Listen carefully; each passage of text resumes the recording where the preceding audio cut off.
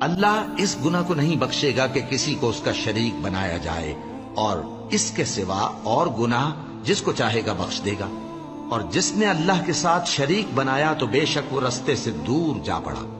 یہ لوگ اللہ کے سوا جو پرستش کرتے ہیں تو کچھ دیویوں کی، اور پکارتے بھی ہیں تو شیطان سرکش ہی کو، جس پر اللہ نے لعنت کی ہے۔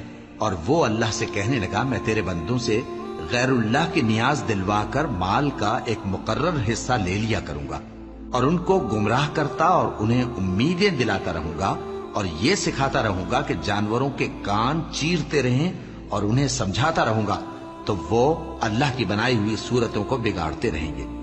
اور جس شخص نے اللہ کو چھوڑ کر شیطان کو دوست بنایا، وہ صاف صاف گھاٹے میں رہا۔ وہ ان کو وعدے دیتا ہے اور امیدیں دلاتا ہے، اور جو کچھ شیطان انہیں وعدے دیتا ہے وہ دھوکہ ہی دھوکہ ہے۔